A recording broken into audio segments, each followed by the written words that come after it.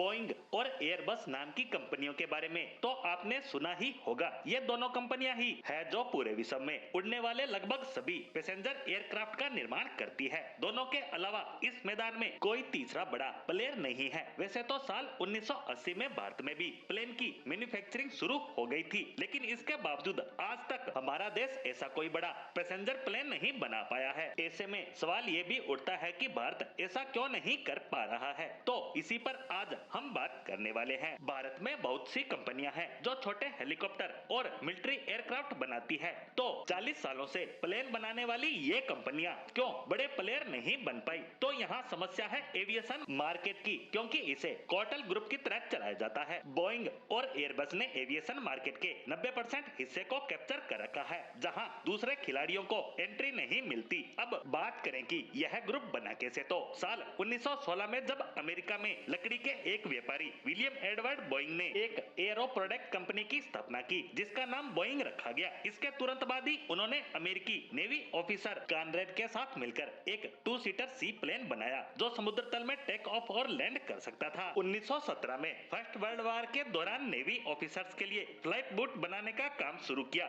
जो कि स्पेशली वार के लिए डिजाइन की गई थी। इसी तरह दूसरे विश्व युद्ध के दौरान भी बोइंग ने जेट्स, एयरक्राफ्ट और ट्रांसपोर्टेशन जैसी कई चीजों का निर्माण किया। ऐसे में अमेरिकी सरकार ने बोइंग को $100 मिलियन की फंडिंग की। इस तरह युद्ध खत्म होते होते सरकार और बोइंग के बीच की यह पार्टनरशिप गहरी हो गई, यानी बोइंग डायरेक्टली सरकार का भागीदार बन गया था। इसी दौरान यूरोप के देश भी एविएशन की छोटी छोटी इंडस्ट्रीज को डेवलप करने की कोशिश कर रहे थे। साथ ही तब की बड़ी कंपनी बोइंग से टक्कर लेने के लिए इन छोटी छोटी कंपनियों ने अपनी सरकारों से मदद करने की मांग की, तो जर्मनी, फ्रांस और यूके ने डिसाइड किया कि वो अपने देश की 3 छोटी कंपनियों को मिलाकर एक बड़ी कंपनी बनाएंगे। और यहीं से नींव पड़ी एयरबस की, जो आज इस मार्केट का दूसरा सबसे बड़ा खिलाड़ी है। और अपनी सरकारों के साथ गहरे गठजोड़ के कारण ये विश्व की दूसरी कंपनियों को दबाने की लॉबिंग करती है, ताकि कोई नया कंपटीटर इस मार्केट में ना खड़ा हो सके। साथ ही कुछ कारण और भी है जिनकी वजह से इस मार्केट में कोई नया खिलाड़ी नहीं